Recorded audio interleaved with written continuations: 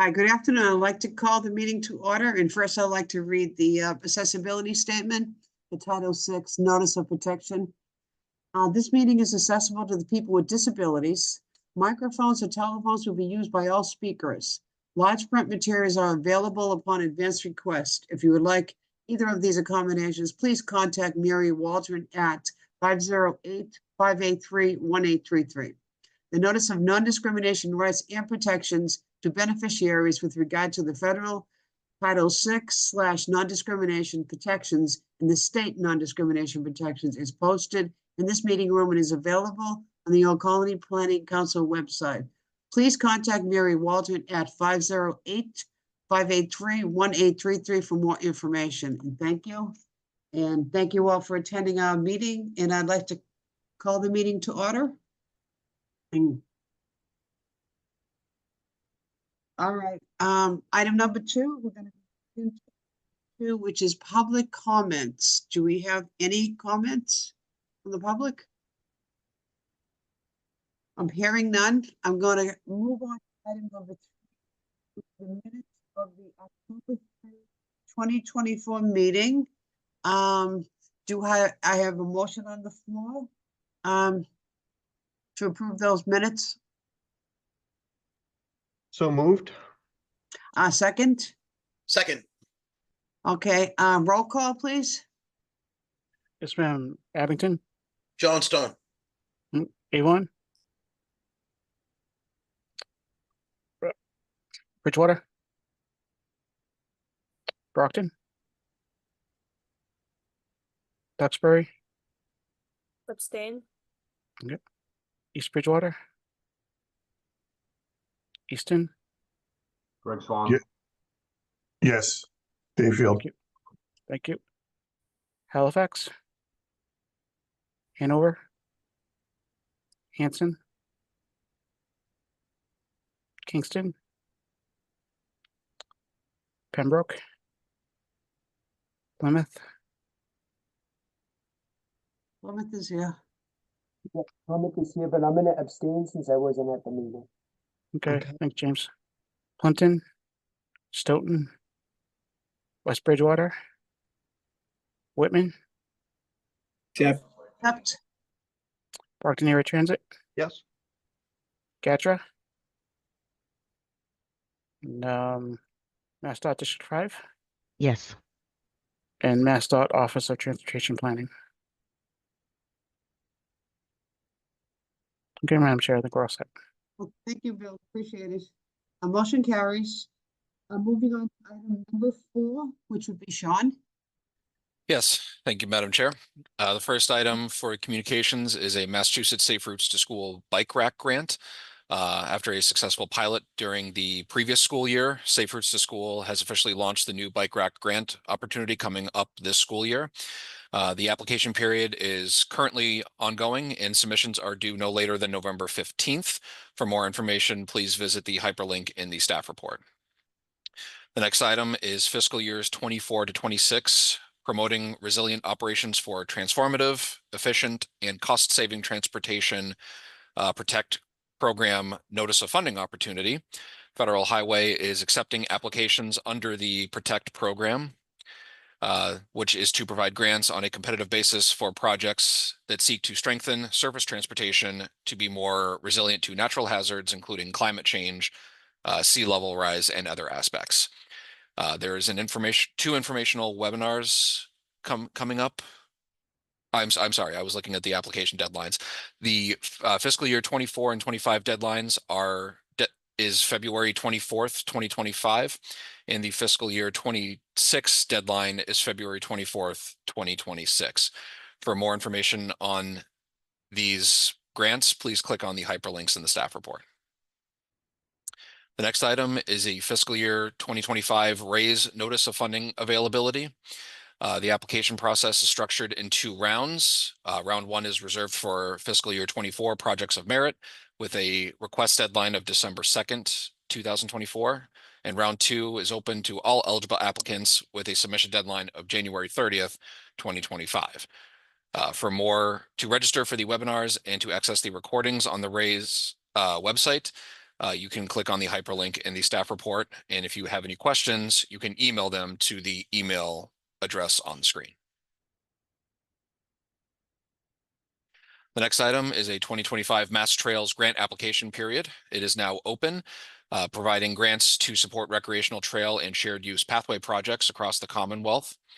Eligible grant activities include project development, design, engineering, permitting, construction, and maintenance of recreational trails, shared use pathways, and the amenities that support trails.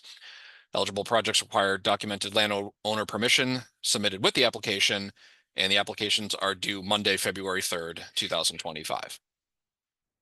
The next item is a citizen planner training collaborative. These workshops provide training in Massachusetts municipal land use practice and law for members of planning boards. There are 5 training workshops coming up this fall and winter. They are listed here on the screen, going from November 18th all the way through January 8th of next year. For more information, please visit the hyperlink in the staff report. Next item is the 2024 OCPC Annual Summit. It is being held December 4th of this year from 5:30 to 8:30 at the Maraval Ballroom in East Bridgewater. To register now, you can go to the hyperlink in the staff report, and please RSVP by November 26th. The next item is the Save the Date Old Colony Safe Streets for All Action Plan public meeting, which is going to be held December 11th from 6 to 8 p.m. The location and meeting format, hybrid or virtual, are yet to be determined. The goal of this plan is to identify high-risk locations and propose countermeasures that can be implemented to prevent serious injuries and eliminate traffic fatalities. For more information, please visit the webpage on the OCPC website. The hyperlink is here in the staff report. The next item is a Federal Funds and Infrastructure Office notice. The next Federal Funds Partnership meeting is going to be held November 26th, 2024 at 2 p.m. This program has launched an ambitious interagency strategy for the Commonwealth to successfully compete for historic levels of federal funding available from the bipartisan infrastructure law. To register for the Zoom meeting, please visit the hyperlink in the staff report. And here are the web links on the program. And that is communications. Oh, you're muted. Thank you, Sean. Any questions for Sean or comments? Alrighty, all those links are online, right, Sean, of all the stuff you just read? Yes, and we'll Okay. provide a copy of the staff reports in the chat for today's Okay, meeting as great. well. Okay, thank you. Item number 5, which is reports. First item is Rockland Area Compensatory BAT, and that would be Mike. Thank you, Chair. Big news is just coming out of governor's announcement a couple weeks ago regarding additional funding for fare free service at 13 of the 15 RTAs across the Commonwealth. That means for BAT that we will be running fare free at least through June of next year, which is great news. Other update is we met yesterday with Uber to start designing a program which we hope to roll out at the end of the month, and that will provide subsidized overnight employment service to people working second, third shifts throughout our entire service area.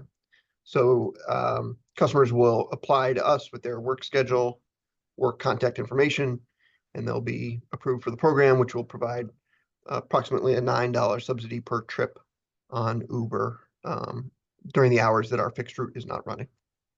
So stay tuned for that. That is all I have, unless there's any questions. Thank you, and congratulations on the June 2026. Is that what you said? Whoa, that's great. 25. 25. Oh, okay.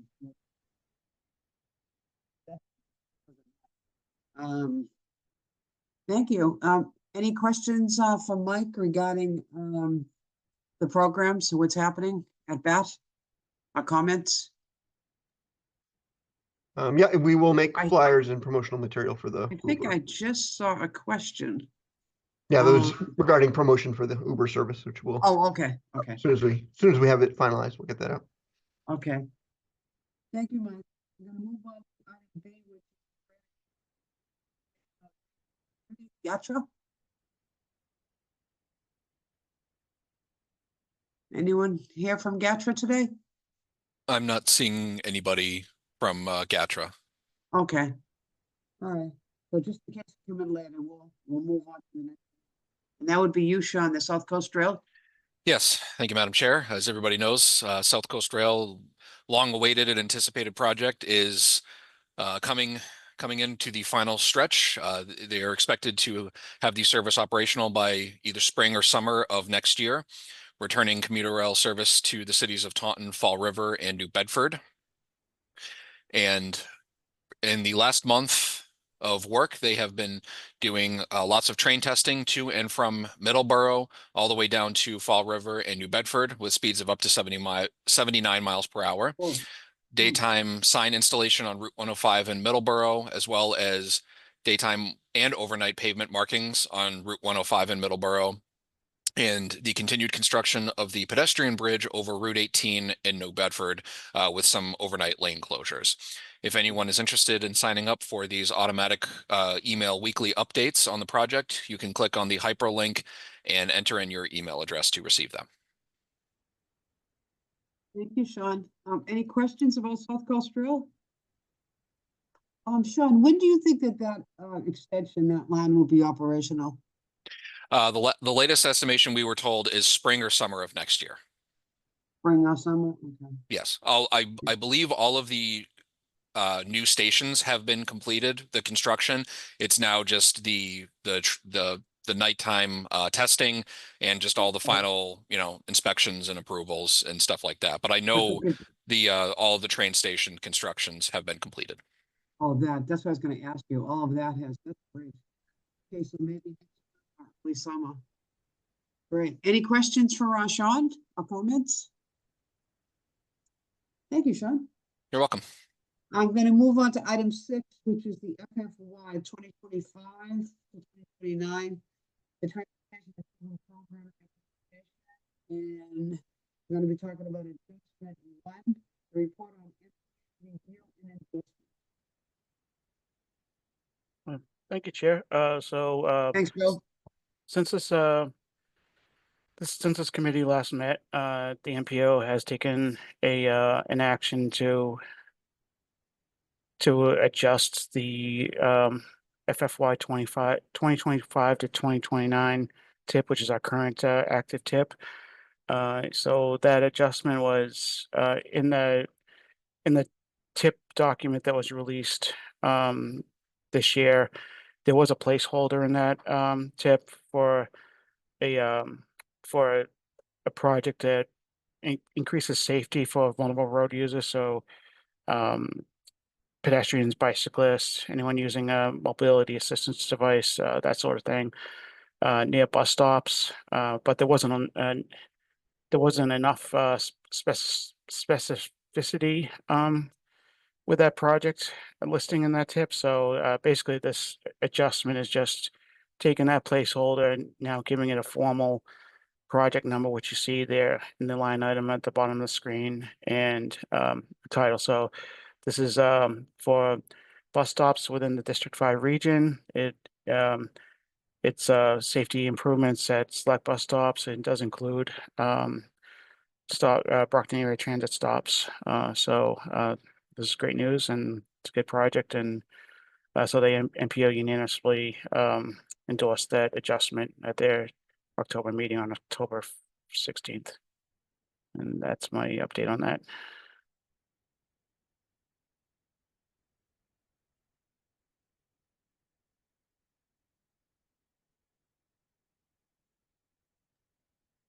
Noreen, you're muted. Sorry about that. Any questions for Bill? No, thank you, Bill. Move on to item 7, which is new business, which is the FFY 2030 development. And would that be Bill again? Yes, ma'am. Thank you. Yeah. So moving from our current tip into the new one we're going to be developing. So it's that time of year again where we start working on the new tip, and this is, roughly a process that takes about, about 3/4 of the year. So we started right around now, and you can see in your staff report there, ultimately in May, we would have an endorsed transportation improvement program for federal fiscal years 2026 through 2030. So working backwards from that, we would have a draft for public view and comment in April. So between now and the end of the year, what we're doing is we're looking at the existing projects and the university projects, and I'm going to go through those in a second. Anything that's already been scored for evaluation criteria, we'll review that. If those scores, if the scoring needs to be updated, for example, if we know more specifics about a project, or if the scope is significantly changed, then we will go through and score the project again. If there's no changes, and we generally leave it alone.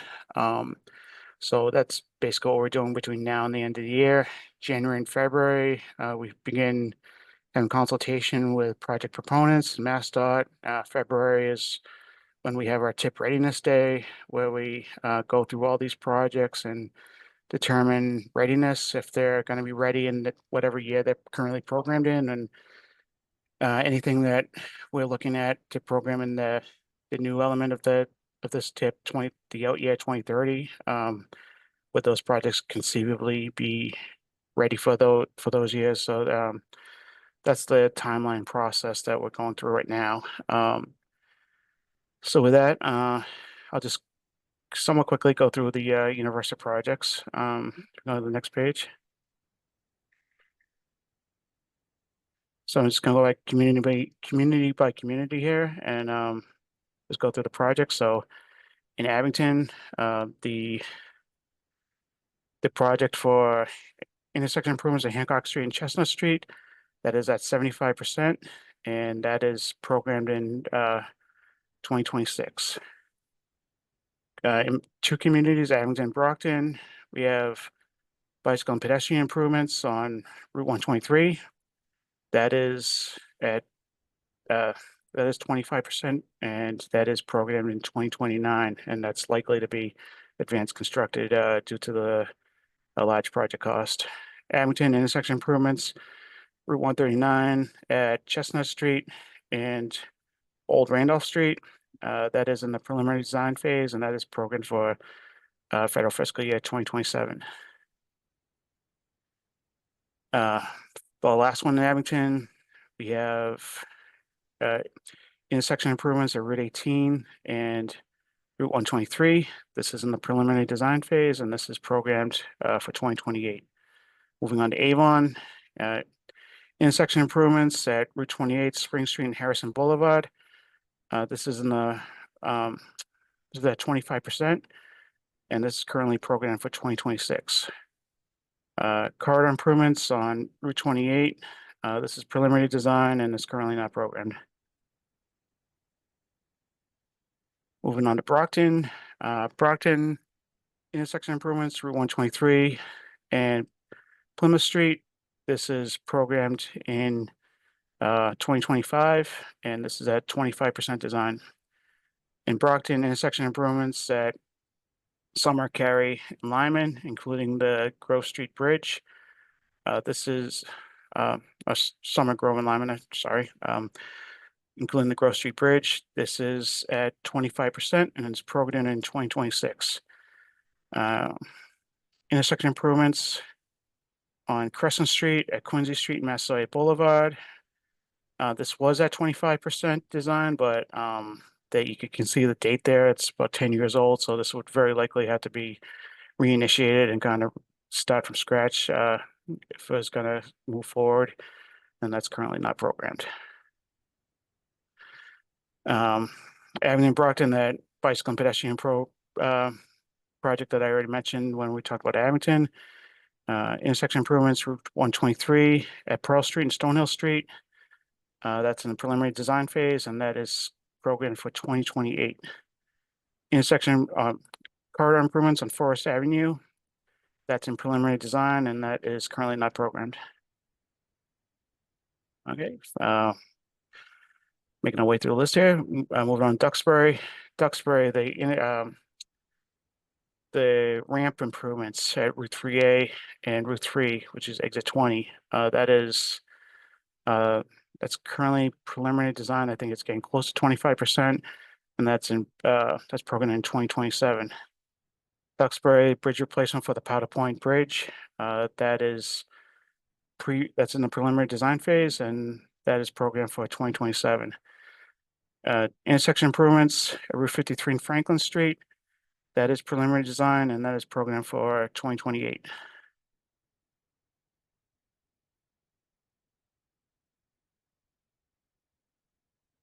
And moving on to East Bridgewater. So East Bridgewater intersection improvements at Route 18 at Route 106, which is West Street and East Street. That is preliminary design, and that's currently not programmed. Intersection improvements at Route 18 and Highland Street, that is preliminary design, and that is programmed in 2029. Bridge replacement on Pond Street, that is preliminary design, and that is programmed in 2029. In Easton, corridor improvements, Route 138, including the reconstruction of the intersection of Route 138 and Elm Street. That is at 100%, and that is programmed for 2025. Resurfacing and related work on Route 138, that is in preliminary design, and that's currently not programmed. Corridor improvements on Foundry Street, that is preliminary design, and that's currently not programmed. Reconstruction related work on Route 138 and Route 123, that is preliminary design, and that's currently not programmed. Intersection improvements at Route 138 and Turnpike Street, Route 138 at Purchase Street, and Turnpike Street and Purchase Street. That is preliminary design, and that is currently not programmed. Moving on to Hanover corridor improvements on Route 139 in the Hanover Center. That's Main Street, Center Street and Silver Street. That is preliminary pre-25%, and that is currently programmed for 2028. Also in Hanover, intersection improvements, Route 53 and Broadway. That is preliminary design, and that is programmed in 2029. Hanson, Route 14 reconstruction. That is at 25% design, and that's currently not programmed. Kingston, the bridge replacement, Smith Lane over Route 3. That is preliminary design, and that is programmed in 2028. And then also in Kingston, those ramps on the Kingston-Duxbury line that I spoke earlier. In Plymouth, excuse the typo there, it says Plimpton, but Plymouth intersection improvements at Route 3A and Herring Pond Road. This is our newest project in the Universal projects. PRC approved this summer, and that is preliminary design, and that's currently not programmed. Finally, moving on to Stoughton, corridor improvements on Route 138 from the Canton Town Line to Charles Avenue. So this is phase 2 of this project. That's at the PSNE stage, and that is programmed for 2025. Stoughton reconstruction of Turnpike Street. This is at 75% design, and it's currently not programmed. Canton Street, Route 27 School Street. This is 25% design, and this is programmed for 2028. Intersection improvements, Route 27 Park Street at Turnpike Street. This is in the preliminary design phase, and this is programmed for 2029. Stoughton bicycle and pedestrian improvements on Route 27 Park Street. This is preliminary design, and it's currently not programmed. In West Bridgewater, bridge replacement on Forest Street. That is preliminary design, and that is programmed for 2029. And finally, in Whitman, corridor improvements on Route 27. That is preliminary design, and it's currently not programmed. So this is the list that we're going to be working off of. And if any, I'm not sure when the next PRC meeting is, but if any other projects get added get approved through PRC, then those would also be considered for this upcoming tip. But this is the list that we're currently working on for developing the 2026 to 2030 tip. So I know there's a lot. If anyone has any questions, happy to answer them. Thank you, Bill. That's quite a list. Yeah, it is. Yeah. And they can add more projects during the year to that list. Yeah, so the project initiation, that's an ongoing process. So Uh-huh. community can initiate a project at any given time using the state's it's called MAP it for short, Massachusetts Project Intake Tool. So they can go in there, initiate a project that'll kick off the process, consultation with MassDOT. If it's deemed ready at that point, it'll go to PRC. PRC will review it. If it's a good, solid project, they'll approve it, give it a formal project number, and that puts it into this universe of projects that we work off of. So, Wow, thank you. Lots of information. Any questions or comments for Bill regarding your town? Okay, thank you. Hearing none. thanks, Madam Chair. Item B, which is the Colony Congestion Management Project, the data. And the results of October 2024 data collection. Yes, thank you, Madam Sean. Chair. Yep, thank you, Yes. Sean. You're welcome. So just here to give a quick summary of OCPC's recent data collection at our locations that we visit for our congestion management process. Twice a year in April and October, we visit 15 commuter rail stations and 5 park and ride locations to do utilization counts to see how well utilized the locations are.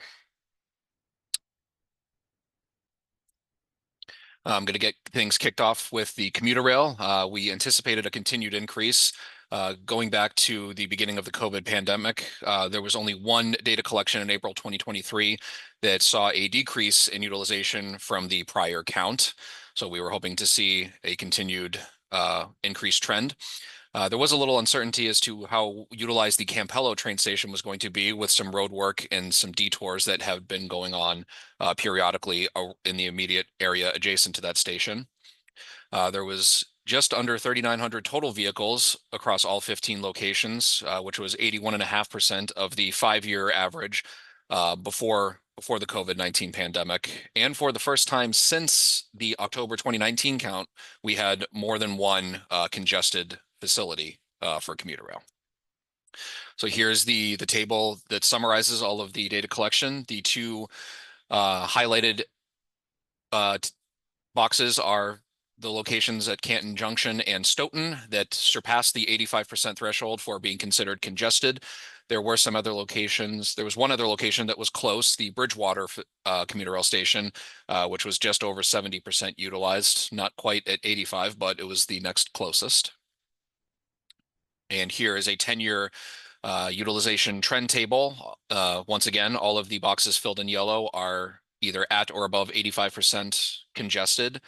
And as you can see, the gap in between, April 2020 and April 2023, the Canton Junction station was the first since the COVID-19 pandemic to be congested. And up until this past data collection, it was the only one, but Stoughton has now joined that trend. And here's a table showing the total utilization of all of the commuter rail lines. And the orange line is the 5-year pre-COVID average for percent utilized compared to the data that we have collected since the COVID pandemic. And just a quick review, just over half of our stations visited, 8 out of the 15, saw an increase in utilization from the previous count, ranging from just under 3 at Canton Junction to just over 35% at the Kingston lot. Only 2 of the 3 commuter rail lines increased, but there was an overall increase of 0.5%. And as usual for our data collection efforts, Canton Junction had the highest total amount of vehicles as well as highest percent utilization. And as you can see on the picture on the right right side of this slide, the Bridgewater commuter rail station, they had a reduction in their capacity by 131 spaces that are now reserved for Bridgewater state residents. There were two single file rows on the edges and then a double parking row in the middle. And as you can see on the picture, the single row at the top, immediately adjacent to the dormitories, are the spaces that are now reserved for BSU residents. And the combined utilization was 53.7%. And just to compare to the pre-COVID average, the 5 years leading up to COVID was 65.8%. And jumping over to the park and ride locations, we also anticipated a continued increase. And just like commuter rail, there was only one data collection since the beginning of COVID that saw a decrease from the previous data collection. The Bourne Park and Ride lot just outside the Sagamore Bridge has been slowly trending towards 85%, but unfortunately has not hit that threshold yet. And there were just under 700 total vehicles, 693, which was 57.7% of the 5-year pre-COVID average. And here's the table summarizing the 5 park and ride locations that were visited. As you can see, Bourne was the highest utilized at just under 78%. There were 2 others that were just over 50%, and then the Bridgewater and Rockland Park and Rides were under 50% utilized. And here's the 10-year utilization trend table. As with commuter rail, the boxes highlighted in yellow are either at or above 85% congested. And as you can see, since the beginning of the COVID-19 outbreak, since the beginning of the pandemic, excuse me, none of the park and ride facilities have returned to the 85% threshold. But if you notice the Bourne Park and Ride, they have been going up since the October 2022 count. And hopefully within the next year or so, we'll get back to being at or above 85%. And here's the total utilization percent trend table. And just as with the commuter rail, the orange line is the 5-year pre-COVID average, and seeing a little bit of fluctuation in the numbers of total utilization, pretty comparable to pre-COVID, just at lower percentages. And to sum it up, 2 of the 5 lots increased that were Bourne at 2.8%, and Plymouth saw a 9.3% increase from the previous data collection. Both corridors did decrease in utilization, and the overall decrease was 3.2% from April of this year. And just as with the commuter rail, there was one location, Bourne, being the highest total and utilizations of the counts, as well as with, I believe, most, if not all of the counts in recent years. And, fluctuation in the utilization, as I said, since 2022, kind of going up and down. And the combined utilization was 54.9% compared to 86.6% for the pre-COVID average. And that is the results of the CMP, congestion management process. Does anybody have any questions for me?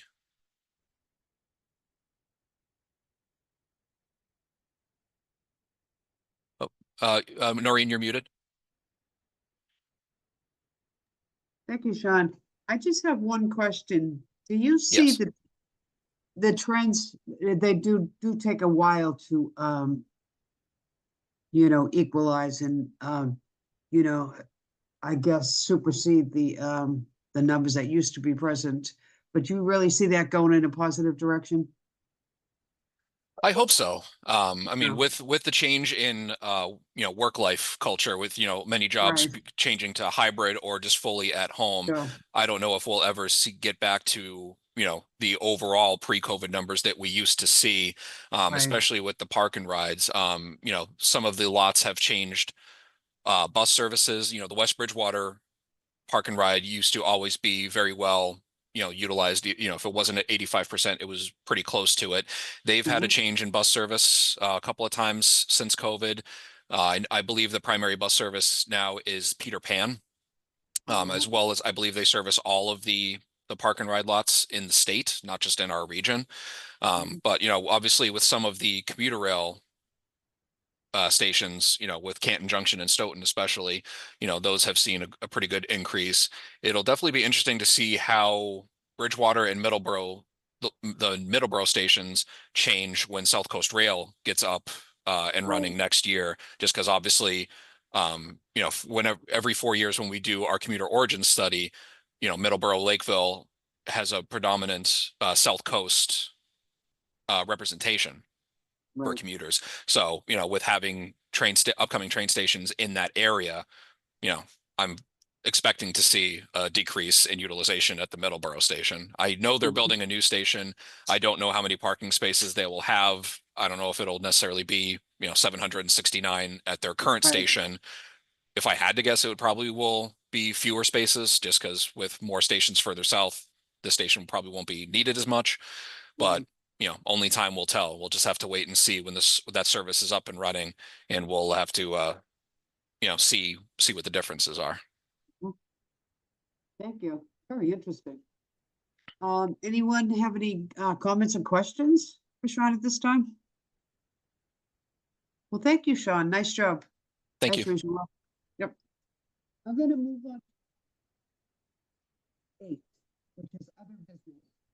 And the first item is community local technical assistance studies. Thanks, Madam Chair. I have a couple of updates. We recently completed a couple of projects, one in the town of Abington. It did a traffic study for 2 intersections. Let's see, Presidential Drive, McKinley Drive, and Walker Lane and Melinda Drive. The data analysis for those have been sent off to the town, and that project is complete. And then in Plymouth, we did a traffic study for the intersection of Route 3A at Hedges Pond Road and Old County Road, and that data and analysis has been sent off to the town. And then if you just want to go to the next page, so we have one other LTA project that we're working on. We're wrapping up the road safety audit that we did in Avon for Route 28, just south of High Street in the town's downtown area. That report is being finalized, and that is my update.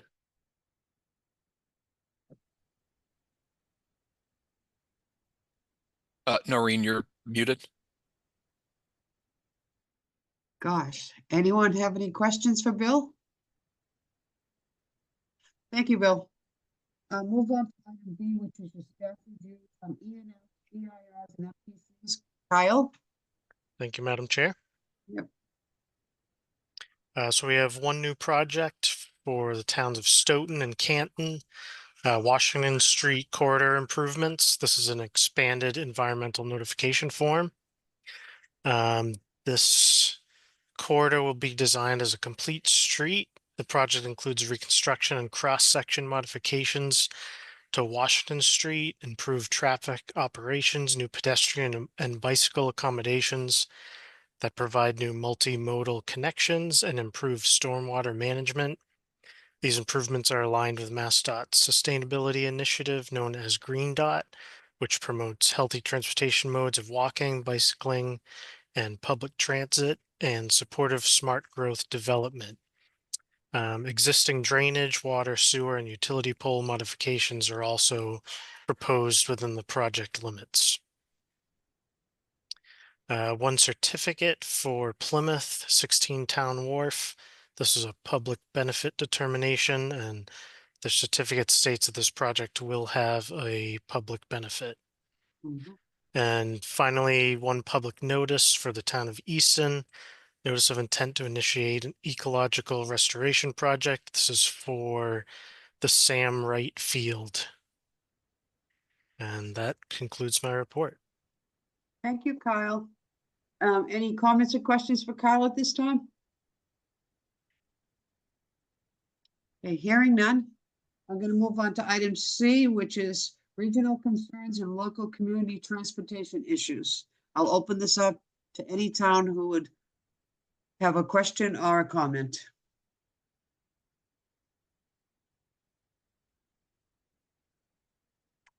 I guess everybody's doing really well out there. I don't hear anything. Okay, just a huge thank you to the staff at OCPC for always making us appear to be smarter than we are. We're really happy about that. And a big thank you to all the people who do come to these meetings, you know, every month. And your input is very important to us, you know, and to the staff for us to be successful. So I want to thank everyone. And tell you all to have a great weekend. And item number 9 is adjournment. So do I have a motion on the floor? Motion. Second? Second. And we can just all wave. Thanks very much. Thank you for coming. Thanks, Appreciate you everyone. all.